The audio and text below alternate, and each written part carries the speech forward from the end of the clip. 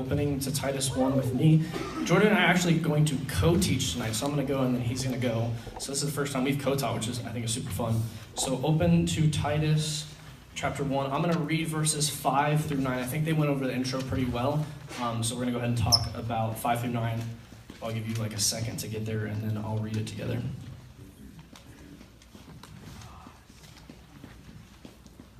All right, verse 5. The reason I left you in Crete was that you might put in order what was left unfinished and appoint elders in every town as I directed you. An elder must be blameless, faithful to his wife, a man whose children believe and are not open to the charge of being wild and disobedient. Since an overseer manages God's household, he must be blameless, not overbearing, not quick-tempered, not given to drunkenness, not violent, not pursuing dishonest gain. Rather, he must be hospitable, one who loves what is good, who is self-controlled, upright, holy, disciplined. He must hold firmly to the truth, to the trustworthy message as it has been taught, so that he can encourage others by sound doctrine and refute those who oppose it. So I want us to pay attention. I'll get back to this in a point, but pay attention to what it says here. It says blameless. In the ESV, I really like it. It actually says to be above reproach. So as we're going through all this, if you can think of one thing, write this down, be above reproach. And so we'll talk about that a little bit at the end. I want to kind of give a little bit of context to this first. First, we see that Paul trusts Titus, even though he's younger. And I think this is really important because your leaders, the people around you, myself, Jordan, we trust you guys. Like, I hope you realize that. We trust you.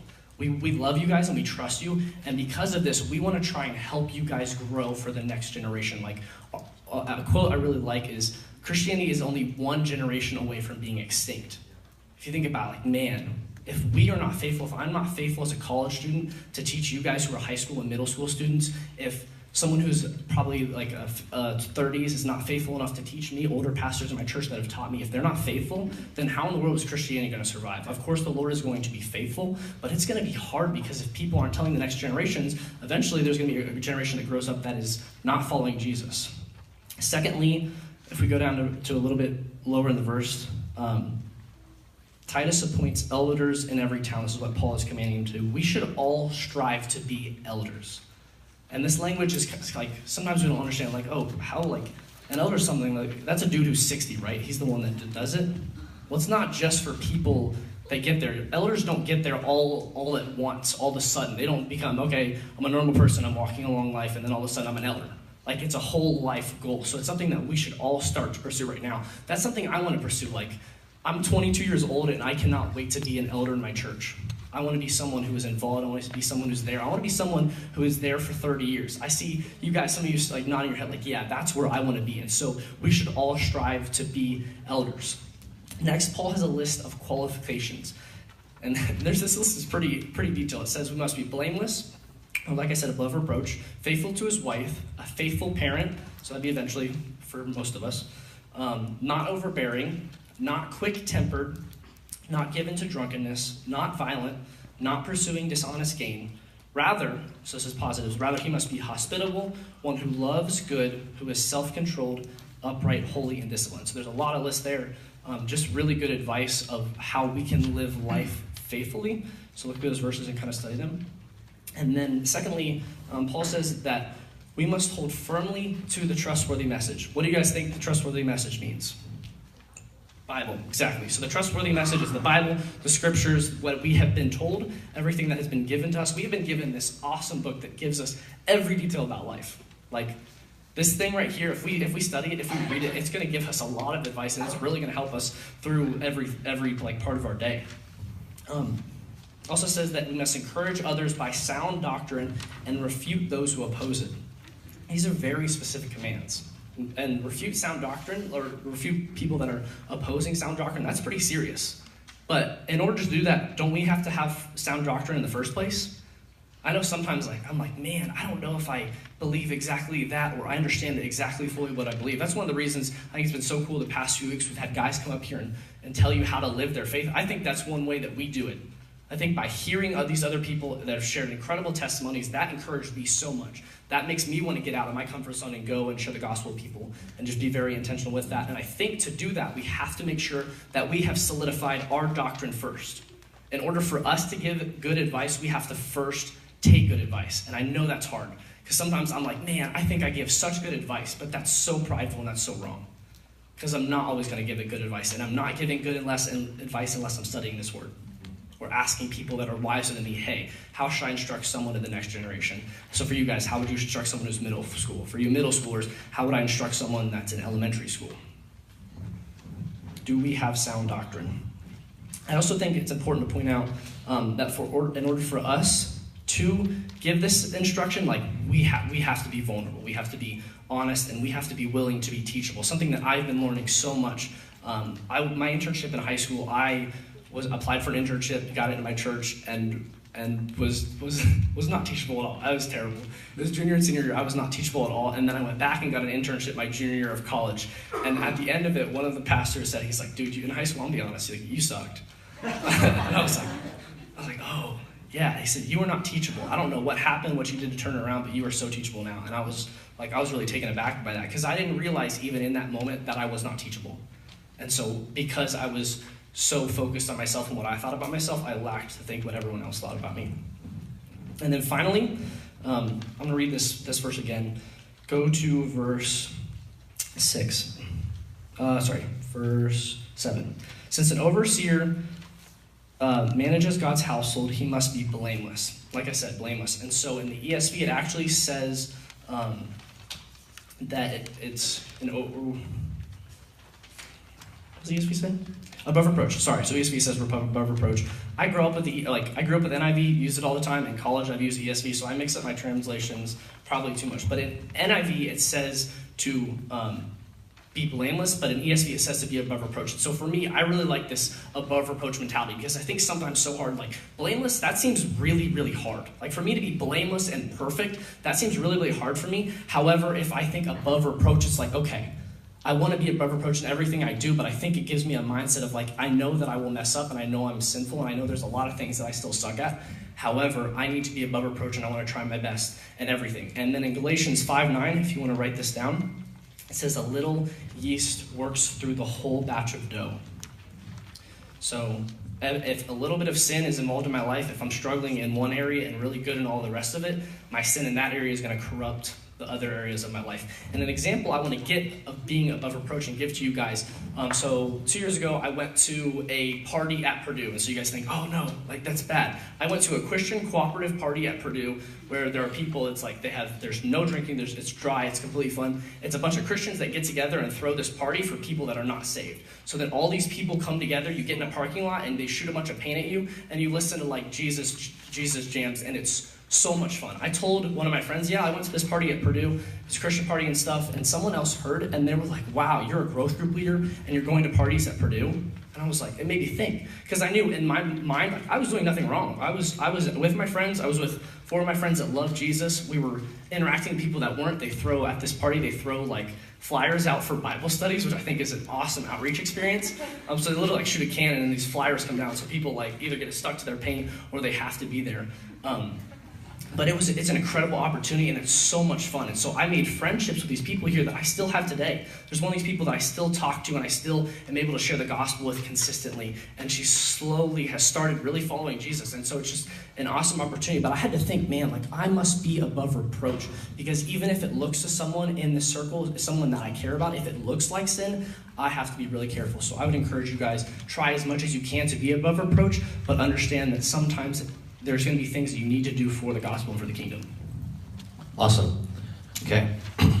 Now we're going to go to the second part. So if you don't have your Bibles out yet, or you have your phone, we're still in Titus. We're going to go to verse 10. It says, "For there are many rebellious people full of meaningless talk and deception, especially those of the circumcision group. They must be silenced because they are disrupting whole households by teaching things they ought not to teach, and for the sake of dishonest gain." And what we see here is, and we saw part of this in the video, was that there were people that were basically using the gospel. They were using God for dishonest gain. And we all probably know someone like that, like someone who's always like trying to get their way to the top and using everyone for themselves.